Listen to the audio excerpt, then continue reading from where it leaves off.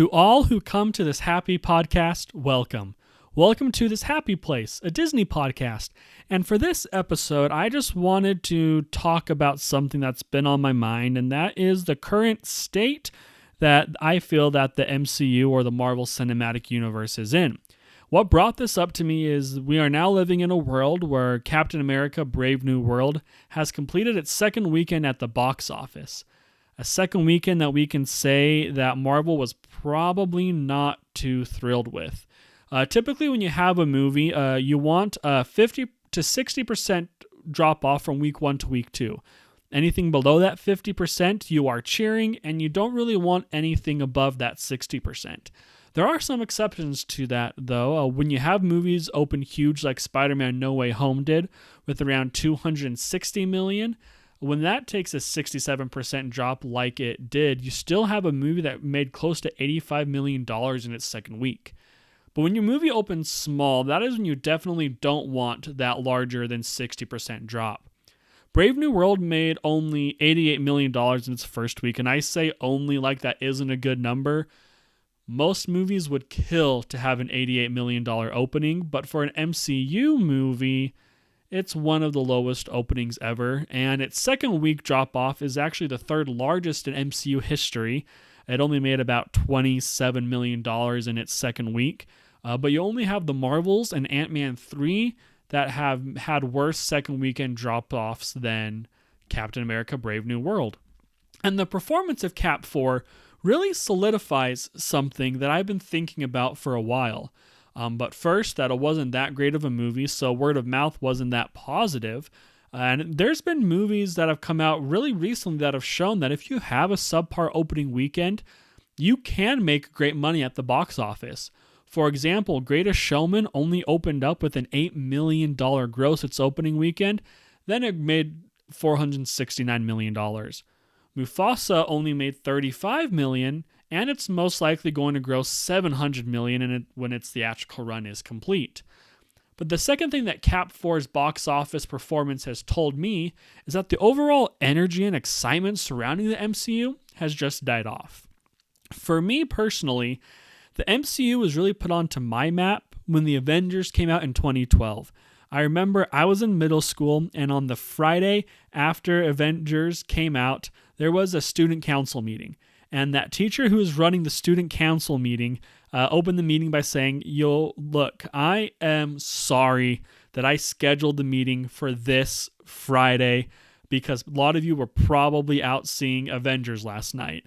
This is when midnight showings were still a thing, right? And so he was like, Paul, a lot of you are probably tired and I made you come to school early for this meeting. And I'm sorry, I should have been more considerate and moved this meeting to a different Friday. For me, at this time, I didn't really know what the Avengers were. I didn't know that there was an Avengers movie coming out. In fact, the only Marvel movie I'd seen prior to that point was Thor.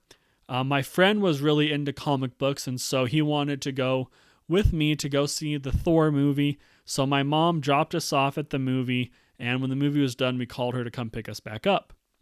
But that was really that was really the only Marvel movie that I've seen. So it intrigued me that Thor was going to be in another Marvel movie, and I really wanted to watch the Avengers. So when I got home from school that Friday, I went to my parents since I couldn't drive yet and said, hey, I really want to go see this Avengers movie. And they were like, well, we don't really want to see the Avengers movie because we haven't seen any movie that come out previously. And I'm just like, okay, I'm going to fix that. So what I did is I went out my door. My parents probably didn't know where the heck I was going. And I went down to a neighbor's house who I was pretty sure was going to have some of the Marvel movies on DVD. So what they did is the dad opened the door and I'm like, hey, I really want to go see the Avengers movies. Can I borrow some of the previous ones? And so he handed me the ones that he said were the most essential to watch before you saw the first Avengers movie. Those were Iron Man and Captain America. So that Friday, or after I borrowed those movies, I came home, showed him, hey, you said you wouldn't go to the Avengers or take me to the Avengers until you've seen these other two movies. And so I showed Iron Man and Captain America. Then that Friday night, we did a double feature of Iron Man and Captain America. And luckily enough for me, it was enough for them to take me to go see the Avengers that following Saturday. And so that's when I first saw the Avengers, and I think like a lot of us, I was completely blown away. It was such a fun time. I had never seen a movie like that. Granted, my life wasn't going on for that long at that time. Like I said, I was in middle school, but I could just tell that there was something special about that movie, and I get why so many people were excited for that movie. And to this day, that first Avengers movie actually still holds the record for the movie I've seen the most in theaters at 10 times. Yes, I did see the Avengers 10 times, and you might be thinking to yourself, you said you're in middle school, you couldn't drive, you didn't have a job. How the heck were you able to see the Avengers 10 times in theaters?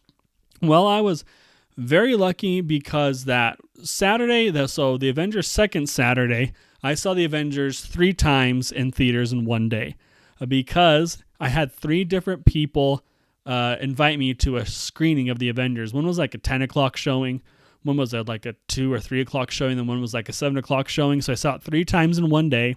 So at that time, I saw it 4 times. But also that same summer, the first Andrew Garfield Amazing Spider-Man movie came out. And that was another movie that I really enjoyed, Spider-Man being my favorite superhero. And so we had this theater close to my house, which I called the Dollar Theater. And movies weren't $1, but they were only like $2 or $3. And this theater just played movies that were later in its theatrical run, like movies that had been out like 3-4 months. And so I was able to, luckily, have my parent take me to the Dollar Theater with some friends, and I saw that movie in the Dollar Theater like probably 5 or 6 times, with a double feature of Andrew Garfield's Amazing Spider-Man. But ever since then, I never missed a Marvel movie in theaters. I always made sure I went opening night, whether that be Thursday, midnight, if I was lucky enough to convince my parents to let me go, or if that was on Friday. But I never missed another Marvel movie just because that hype was so real. But I think we can all remember how we felt during that prime MCU Marvel days, especially when it all culminated with Avengers Endgame. That was nearly 6 years ago, which is still crazy to think about. But the MCU up to Endgame had been building up to that point for 11 years with 21 movies. So when Cap summoned Mjolnir, or when Tony sacrificed himself, or when even the portals came up and all the dusted heroes came back, that payoff was extremely satisfying. For 11 years, we knew the exact thing we were building up to, and we loved every character we were going on the journey with. That excitement and passion was there for every movie, even for the ones that followed ones that were weak. Like, I remember not really liking Thor 2 very much, but that didn't make me any less excited for Captain America Winter Soldier, and that still remains my favorite Marvel movie to this day. But I do think things are going to change, and when I think things are going to change, I'm referring to the fact that in this post-Endgame era, so post-2019, I have definitely felt that there's been some sort of attitude change or attitude shift towards the MCU. The projects aren't getting that same sense of excitement or anticipation surrounding them anymore, and there's just an overall lack of excitement when it comes to all things MCU. I think with the Thunderbolts and Fantastic Four coming out, things will change, but why does it feel that the MCU is in a current downward slope for the better part of the last half decade? I think there are a couple of reasons why I feel like that has happened, but all of them stemming from one root problem, and that is that there's been too many projects in a short amount of time. For a little bit of context here, Bob Iger, when he was CEO, he resigned in 2020. The pandemic had kind of made whispers and started, but it was before it really hit the States. His successor was Bob Chapek, who came from the Parks division of Disney, and Chapek had a total different philosophy when it came to creating content than Iger did. For example, he put an investment banker in charge of making creative decisions for Marvel Studios, in charge of deciding what projects to make, whether to put them in theaters or Disney Plus. There was just a completely different philosophy from Iger to Chapek. But after Chapek left, multiple Marvel executives have come out and said that Bob Chapek gave out the directive that when it came to Marvel Studios, Marvel needed to put out as much as you can and as fast as you can. On one hand, you can see where this philosophy came from, right? The pandemic shut down the parks, and for a while, the company lost a huge chunk of their revenue stream. But what was that one thing that Disney could always count on to make money? That is Marvel. Endgame had just made $2 billion, so on the surface, making a lot of Marvel things as quickly as you can seemed like a good idea. But let's put into perspective how much MCU things have actually come out, right? So let's start. The MCU started in 2008 with Iron Man, and Endgame came out in 2019, so that's 11 years. From Iron Man to Endgame, there were about 22 projects, all of them movies. From Endgame till now, which is 6 years, there have been 28 projects, including TV shows. You had the 2 seasons of Loki, the 3 seasons of What If, and about a dozen movies. And when you combine everything, there have been around 50 MCU projects, which is just crazy to think about. Of those around 50 projects, about 56%, okay? I'm going to repeat that. 56% of the entirety of the MCU has come out in the last 6 years. It took 11 years to come out with the other 44%, okay? So from 2008 to 2019, you have 44% of the MCU, and from 2019 to now, you have about 56. So why does it feel like there's been so much MCU projects to come out? That is because that there has been a lot of MCU projects to come out. And one symptom of this is that I feel that it has caused an overall lack in the MCU when it comes to the familiarity with the characters and the overall interest we have in these characters. The MCU started brilliantly. The first 5 movies were Iron Man, Hulk, Iron Man 2, Thor, and Captain America. Right away, they let us know who the main players in this universe were going to be. So when the first Avengers movie came around, we all knew who the characters were because we had a chance to fall in love with them. Then what were the next movies to come out? You had Iron Man 3, Thor 2, and Captain America 2. Instead of introducing new characters to us, we spent more time with the characters we already knew. Then after Cap 2, that was like the first time we were introduced to new characters, and that was with Guardians of the Galaxy. They were allowed to do a movie like Guardians of the Galaxy because they've already worked to gain our trust. We hadn't seen the Guardians of the Galaxy in the MCU before, and that didn't matter. Not only that, the Guardians of the Galaxy were just a really obscure group of characters that even some comic book readers didn't know about. And Guardians of the Galaxy made $772 million at the box office. And I know for a fact that if the quality of the MCU wasn't where it was, and we didn't feel like we could trust them, the first Guardians wouldn't have made that much money. Then what was next? You had Avengers 2. They didn't waste any time getting us back to the familiarity of the core 6 Avengers. Ant-Man came out right after Avengers 2, so a new character again. Then there was immediately Civil War. So they didn't waste any time to get us back to the characters we love. Then in Civil War, we were introduced to 2 characters, Spider-Man and Black Panther, and that is the way to do it, I feel. That is the most effective. When you introduce new characters, introduce them in a different movie so we're already familiar with them when their own movie comes around. I think that was just a brilliant move, the way they decided to do that with Spider-Man and Black Panther. We only had to wait a year to see Spider-Man again, and only about a year and a half to see Black Panther again. Not to mention that we got Guardians 2 in between there and a Doctor Strange movie. You probably get the point I'm trying to get across. The movies that they decided to make were a very strategic move. The MCU was planned out years in advance, and it started with us getting familiar with characters, and it just built upon there. It was only after they built our trust that they decided to introduce us to new characters. And even when they did introduce us into new characters, we knew when we could expect them next, right? We knew what their purpose in the MCU was. For example, when Spider-Man came out in Civil War, or first appeared in Civil War, we knew what his spot in the MCU was. And when Black Panther came out in Civil War, we knew what his spot in the MCU was. His dad died and he would have to be the new king of Wakanda. Well, let's look at some of the projects that have come out since Endgame. Shang-Chi, we haven't seen him again, which is an absolute shame. We haven't seen any of the Eternals again, nor have we seen Kate Bishop, She-Hulk, or Moon Knight from the TV shows, and I don't even know when we could see them again. The projects just felt like one-offs and treated as not important to the MCU. I know that they are planning on making Avengers 5 and 6, and it probably is a safe bet that that is when they'll pop up again.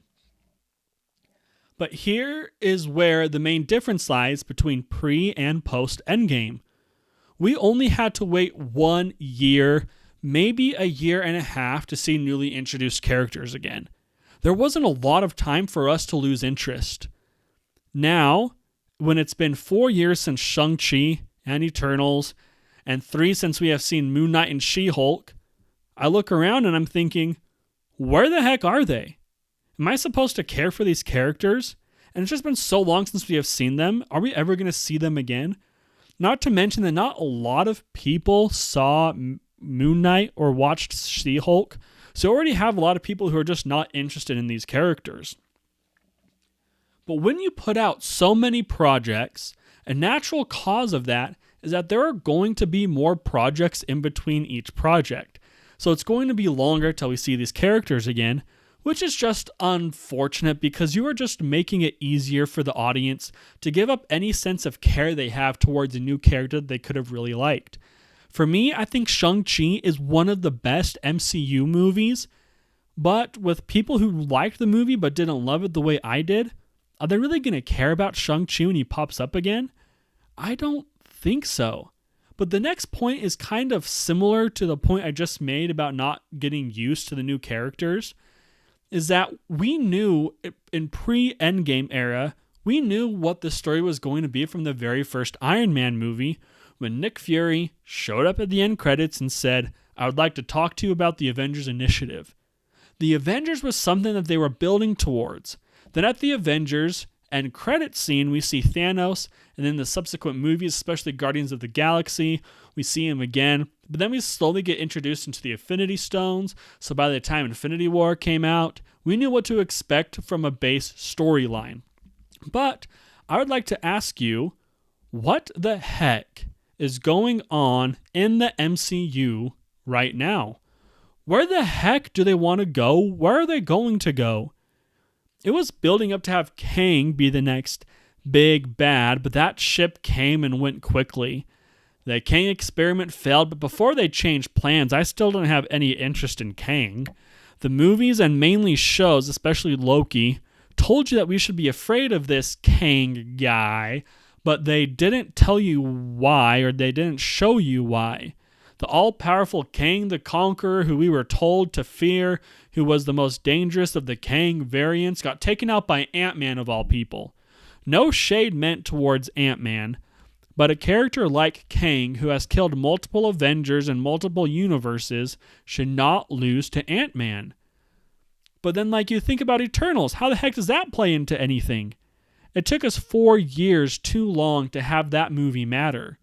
Of course, I'm referring to the fact that a freaking Celestial rose from the ocean and was not mentioned again until just recently in Brave New World. The end credits to Shang-Chi alluded to the fact that the 10 rings were something important, but we don't know why people cared about the 10 rings. That should have been brought up by now. There are just so many storylines and characters introduced in so little time, you just find yourself not caring as much when you don't know where each movie fits into the MCU. And when you don't have that required time needed to get used to a new character, you just don't care. And now, don't get me wrong, I'm not saying that every movie has to acknowledge every movie that came before it. Not at all. In fact, one of my favorite MCU movies, Ant-Man, doesn't really have any direct, explicit references to other MCU projects, but we saw him again so shortly after his first movie came out. And then, in fact, most MCU movies are great movies by themselves. I think that is one reason why the MCU was able to gain popularity so quickly, was because every single MCU project, yes, including the first Avengers like it was for me, even Avengers 2 and Civil War, were valid entry points into the MCU. People who have never watched a Marvel movie before could watch any Marvel movie and then get into the MCU. But the biggest thing with pre-Endgame was we knew where the end goal was. Even with the movies not explicitly referring to each other, we knew where in line they were to reach the end game. We knew what their part in the universe was. Like I said, I love Shang-Chi. It's my second favorite MCU movie, but I'm disappointed it's been taking so long to get back to him, and I don't know where that movie fits into the overall MCU. It's just really disappointing to me that Bob Chapek and the creatives at Marvel during this time didn't feel like we needed to have that same sort of efficient planning as we did before. But the root cause of too many projects in a short amount of time also leads us to two more related issues. When you have a lot of projects going on at the same time, you hire people that you normally wouldn't. You typically want to hire the people who are best for the project, but when those people are already working on something, you have to pick someone that you maybe wouldn't have in the first place. I feel this problem is the most noticeable looking at the writing of She-Hulk and how terrible the writing was of that show. But since not each project is going to be the best it can be, there is more frequency of lesser quality projects. Not every film in the pre-Endgame era was great. Iron Man 2 was so-so, Thor 2 was so-so, Captain Marvel was so-so. And whatever you think are the lesser MCU projects, however, there was never a streak of so-so Marvel movies. Anytime there was a disappointment, there came something great. After Iron Man 2, there was Thor and Captain America. After Thor 2, there was The Winter Soldier, which will forever be my favorite MCU movie. And after Captain Marvel, there was Endgame. But now the so-so poor projects, so to speak, are followed up with other so-so poor projects. The streak is now less than desirable projects that are being broken up by great things, when it used to be great things having a speed bump every now and then. My biggest fear with the next two Avengers movies, Avengers Doomsday and Avengers Secret Wars, is that I'm simply not going to care enough about what is happening. By the time Infinity War and Endgame came around, I was invested. I knew the threat Thanos could cause, so I was scared for our heroes. Infinity War and Endgame were just perfect, epic masterpieces, not only of comic book storytelling, but sci-fi fantasy storytelling in general. I was scared for the heroes, and Infinity War and Endgame was marketed and shown to be the biggest crossover event in the history of movies, and that eventually ended up ending the current phase of the MCU. Doomsday and Secret Wars are being talked about that same way of being big crossover event movies, but for me, there isn't really anything to get me excited for them the same way I was excited for Infinity War and Endgame. I don't even know what the state of the Avengers is at this point. I don't even know who is a part of the team. How can I get excited about an Avengers movie when I don't even know who the Avengers are at this point? I'm actually surprised with myself with how I'm feeling towards the next two Avengers movies. What I don't want for them is lots of characters to just show up for the sake of showing up and recognizing them. See, another reason why that portal scene in Endgame was so impactful was because we had that experience of loving each of these characters. But when there are new characters that I simply don't care about, are we going to actually feel something when they show up in the screen? I sure hope so. I sure hope that they do it in a good way. But the payoff didn't feel cheap in Endgame, but I'm worried that if there's moments like that in Doomsday, it's going to feel cheap. I'm scared, to be honest with you. But we do have some reason to hope. The same team behind the greatest MCU movies, depending on who you ask, The Winter Soldier, Civil War, Infinity War, and Endgame, are working on Avengers Doomsday and Avengers Secret War, so I do have a tiny bit of hope out there. Bob Iger, who stepped down in 2020, came back as CEO in 2022, but there's already so much being done with the MCU that he couldn't do much.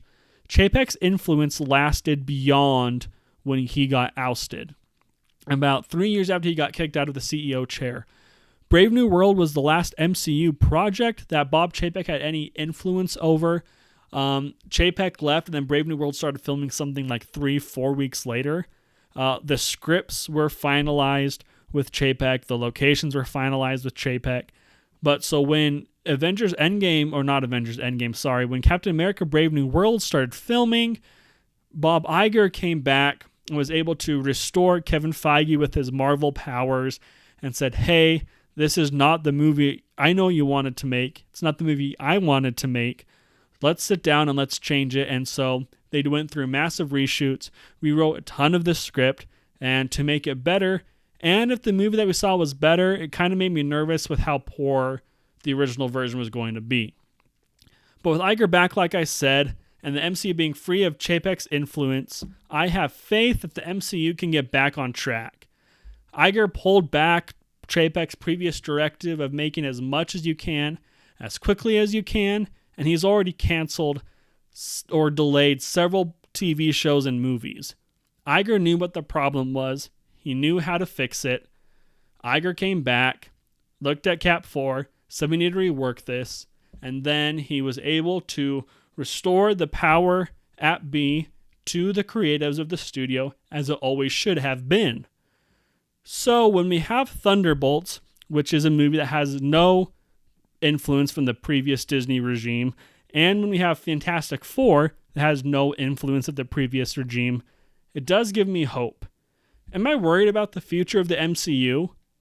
I would lie to you if I were to say I'm not, because I am worried about the future of the MCU. I have no reason to believe that Thunderbolts and Fantastic Four are going to be bad, but if they are, I don't know where Marvel goes from there. So am I scared? Yes, but I also have great faith in the people responsible for the future of the MCU. Thank you for listening to this Happy Place at Disney podcast. And remember, there is a great big beautiful tomorrow shining at the end of every day.